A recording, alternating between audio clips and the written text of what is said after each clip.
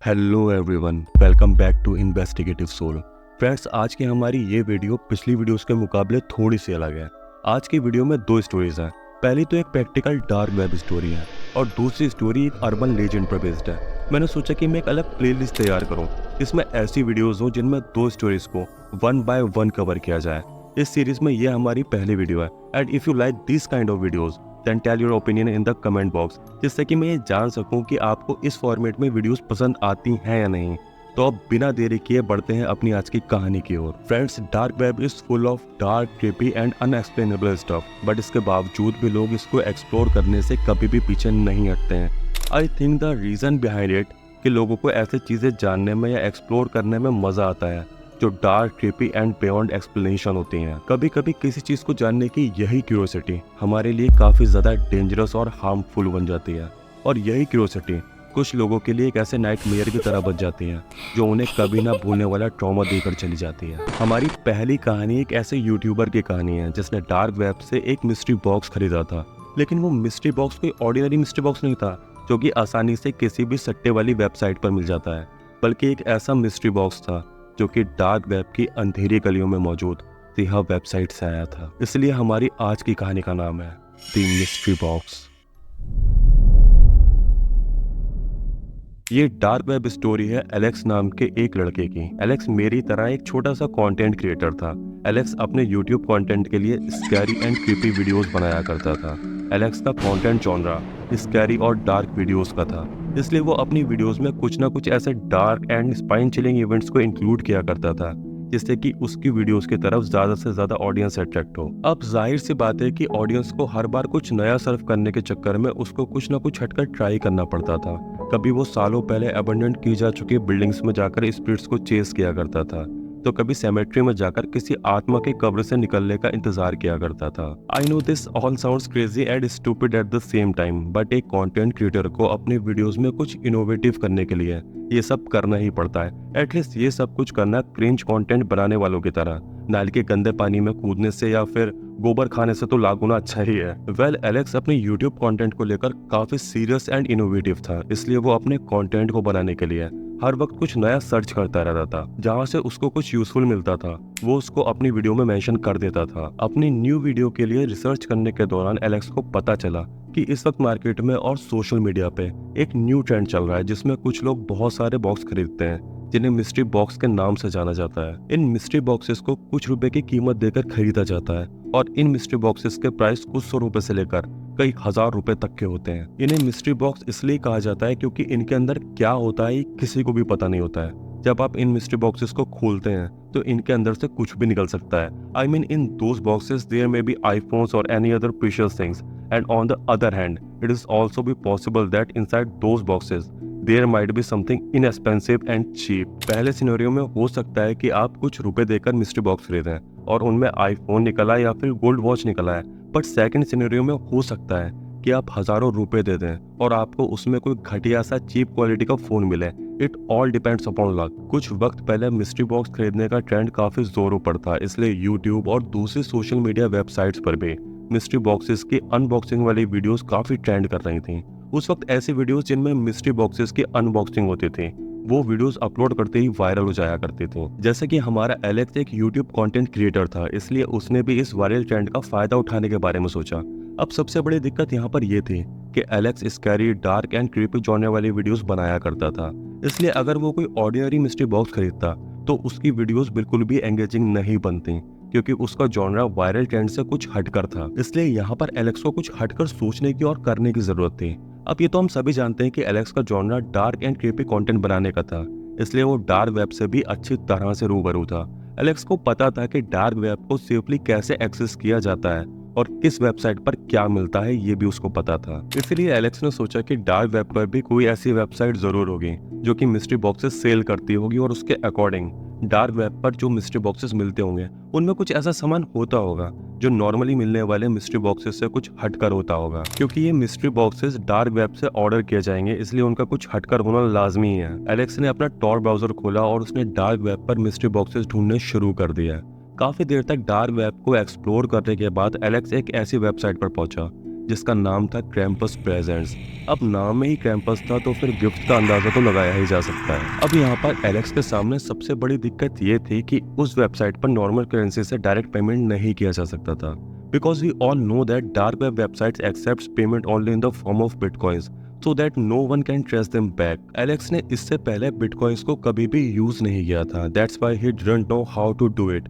But YouTube पर थोड़ी सी videos देखने के बाद एलेक्स समझ गया कि डॉलर्स को बिटकॉइंस में कैसे कन्वर्ट करना है। फिर एलेक्स ने डॉलर्स को बिटकॉइंस में कन्वर्ट किया और वो पहुंच गया उसी क्रीपी वेबसाइट पर जिसका नाम था क्रैम्पस प्रेजेंट्स। उस वेबसाइट पर एलेक्स ने बिटकॉइन से पेमेंट किया और उसने बाइंग फॉर्म पर अपना एड्रेस और मोबाइल नंबर फीड करके एक मिस्ट्री बॉक्स अपने लिए ऑर्डर कर दिया।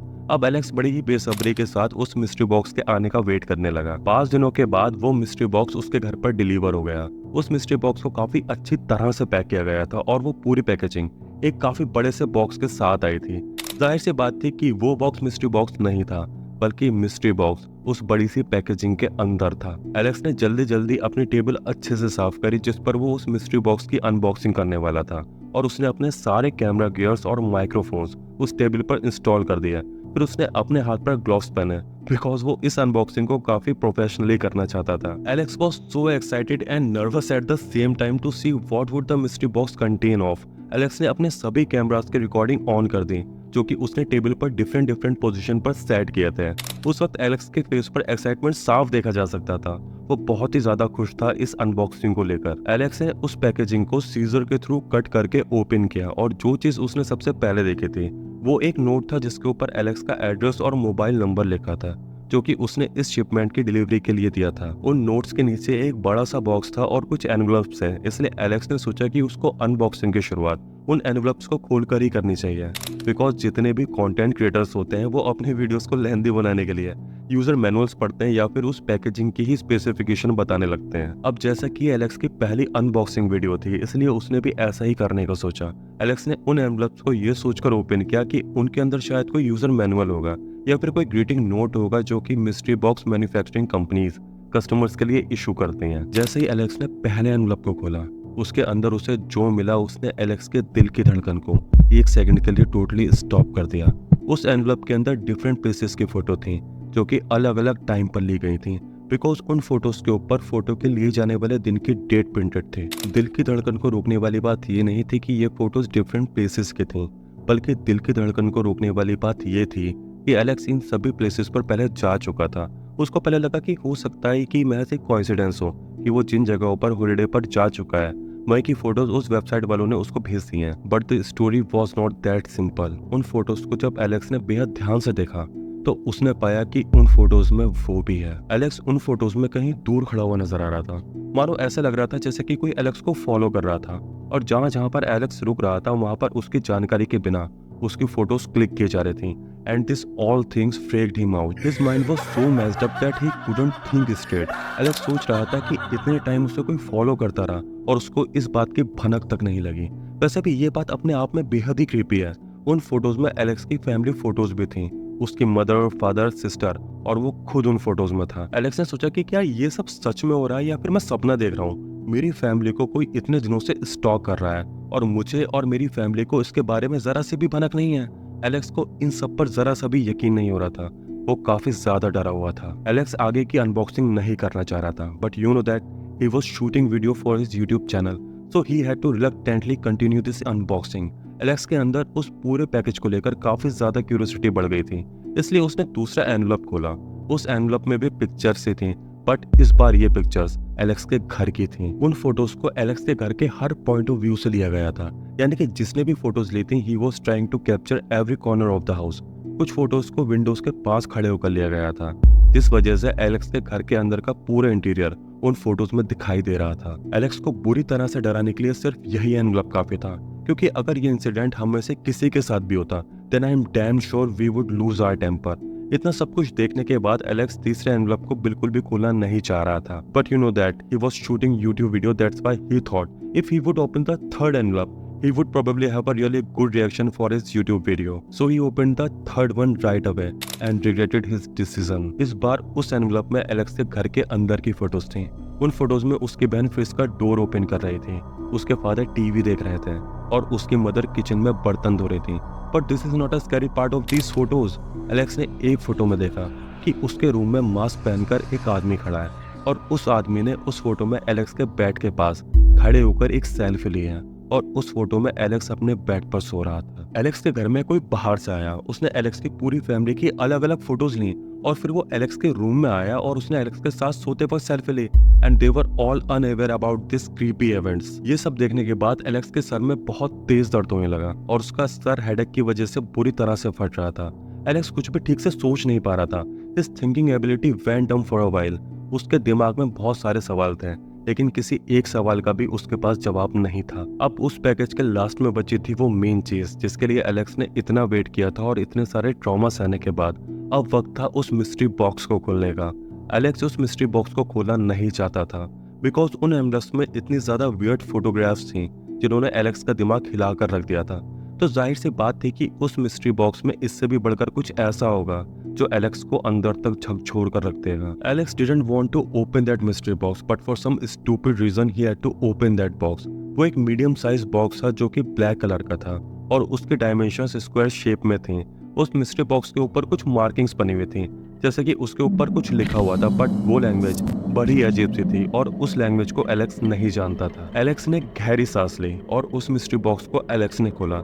एलेक्स ने जैसे ही उस मिस्ट्री बॉक्स को खोलकर उसके अंदर का सामान बाहर निकाला वैसे एलेक्स की सांसें रुक गईं। उसको काफी सफोकेशन फील होने लगी। उसको ऐसा फील हो रहा था जैसे कि वो बेहोश होने वाला है। उस मिस्ट्री बॉक्स के अंदर से बोन्स निकली थी। एलेक्स को पहले लगा कि ये शायद कोई ह्यूमन बोन्स होंगे पर जब एलेक्स ने ध्यान से देखा तो उसने पाया कि कोई ह्यूमन बोन्स नहीं है पर those were bones of a dog. When Alex looks closer he saw a collar belt of his passed up a dog named Charlie. Charlie की मौत 3 साल पहले हो चुकी थी और एलेक्स ने चार्ली की बॉडी को अपने घर के बैकयार्ड में बरी कर दिया था। किसी ने चार्ली की कब्र खोदकर उसकी डेड बॉडी बाहर निकाली और उसको इस मिस्ट्री बॉक्स में पैक करके एलेक्स के पास भेज दिया। जब एलेक्स ने अपने बैकयार्ड में जाकर देखा तो वहां पर जमीन को देखकर ऐसा लग रहा था कि जैसे किसी ने जमीन को खोदकर मिट्टी को वापस डाल दिया हो। एलेक्स ने कंफर्म करने के लिए फिर से उस जगह को खोदा लेकिन वहां पर चार्ली का स्केलेटन था ही नहीं। बट सरप्राइजिंगली उस जगह पर जहां पर चार्ली दफन था वहां पर एक नोट रखा था और उस नोट में लिखा था we hope you enjoyed the items inside your mystery box, order the next and you will get an even bigger surprise than this one. बेचारे एलेक्स की हालत पहले से ही खराब थी और इस नोट ने उसकी हालत और भी ज्यादा बिगाड़ दी। ये नोट पढ़ने के बाद एलेक्स को बहुत ज्यादा घबराहट होने लगी। He couldn't handle it anymore. He went to the bathroom and started puking all around.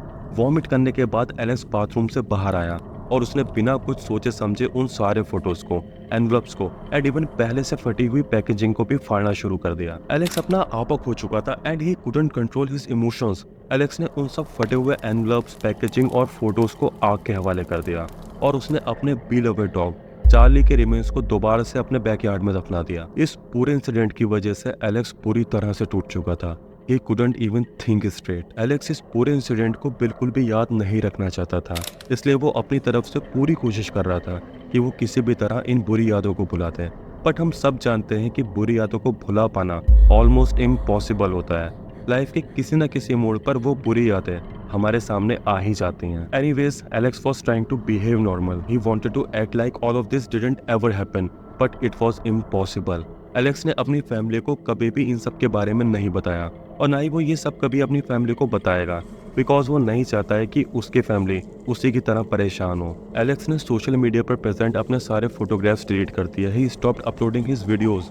He even took 1 year break from YouTube. कई महीने गुजर गए और फाइनली वो ये सारी मैच भूलने लगा and his life started becoming normal again. तभी जब उसकी लाइफ फिर से नॉर्मल हो रही थी उसके मोबाइल की रिंग बजती है। एलेक्स के मोबाइल पर एक अननोन नंबर से कॉल आ रही थी। एलेक्स ने कॉल को आंसर किया तो सामने से एक आदमी की भारी आवाज आई और उस आदमी ने एलेक्स से कहा, हाय एलेक्स, क्या तुम्हें वो मिस्ट्री बॉक्स पसंद आया जो हमने तुम्हें 1 साल पहले भेजा था? जैसे ही उस आदमी ने ये बात कही वैसे एलेक्स की आंखों के सामने उस इंसिडेंट की पूरी फिल्म स्टेप बाय स्टेप घूमने लगी। He was reminding everything about first scenarios at that moment. Alex was unable to speak anything because his voice was choked inside his throat. Alex को कुछ भी समझ में नहीं आ रहा था। उसने बिना कुछ भी कहे इमीडिएटली वो कॉल वहीं पर कट कर दी और अपना मोबाइल स्विच ऑफ कर लिया। एलेक्स अभी भी इस ट्रॉमा से रिकवर होने की कोशिश कर रहा है बट उसको डेली ऐसा लगता है कि जैसे कहीं बहुत दूर खड़े होकर कोई इंसान उसकी फोटोज क्लिक करता है और जब भी वो अपना ईमेल खुलकर देखता है तो उसमें कुछ बहुत ही बड़े अजीब से ईमेल पड़े होते हैं जिनका कनेक्शन कहीं ना कहीं उन लोगों से हो सकता है। एलेक्स की लाइफ अब बिल्कुल भी पहले जैसी नहीं रही है, इसलिए मैं आप सबको वार्न करना चाहता हूँ कि डार्क वेब से कभी भी कुछ मत खरीदिए, क्योंकि क्या पता आपके पार्सल में क्या निकल आए। हमारी दूसरी स्टोरी एक शॉर्ट हॉरर स्टोरी है जो कि एक अर्बन लीजेंड पर बेस्ड है। इस स्टोरी में कैरेक्टर्स के कोई नाम नहीं है, इसलिए मैं आपको ये स्टोरी एक थर्ड पर्सन के पॉइंट ऑफ व्यू से सुनाऊंगा।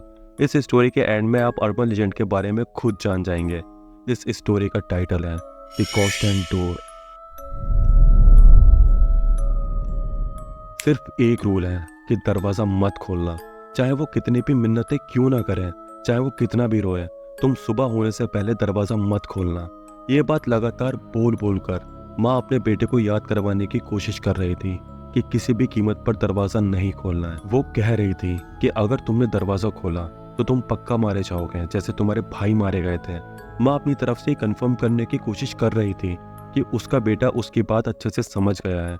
उसने अपने छोटे बेटे को अपने दोनों बड़े बेटों की कुछ फोटोज दिखाई। In those photos both of her son were torn into pieces. She made him to hold his elder brother's bloody clothes into his bare hands. वो अपने दोनों भाइयों की प्यारी मुस्कान को याद करना चाहता था जब वो उसको देखकर मुस्कुराया करते थे, बट वो कैसे दिखते थे उसको तो अब ये तक याद नहीं है।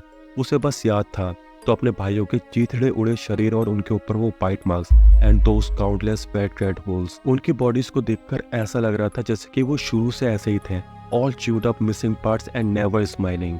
वो सोच रहा था कि काश उसकी माँ उसे अपने भाइयों की ये फोटोज ना दिखाती, काश वो उन दोनों के खून से भीगे कपड़े उसके हाथों पर ना रखती। अपनी स्किन पर उनके खून के चिपचिपे एहसास को धोने के लिए उसे अपने हाथ घिसने में घंटों लग गए।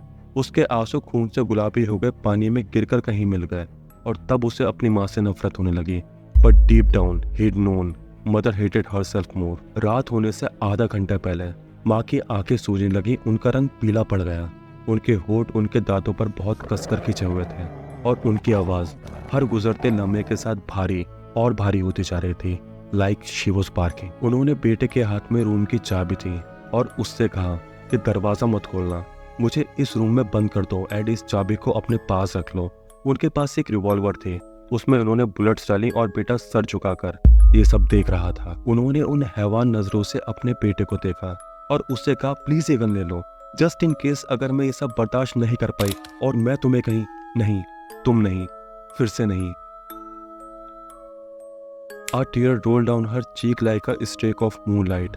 उसने माँ को रूम के अंदर ब्लॉक कर दिया और फिर माँ भेड़े की तरह चीखने लगी। उसके हाथ में रूम की चाबी थी और दूसरे हाथ में पिस्तौल थी जिसका निशाना दरवाजे की तरफ था। आई होप आज की वीडियो आपको पसंद आई होगी। अगर सच में पसंद आई है then hit the like button, share your precious thoughts in the comment box and subscribe to our channel to get the latest notification of our videos। अब आपसे मुलाकात होती है किसी नए वीडियो के साथ, तब तक के लिए बाय बाय।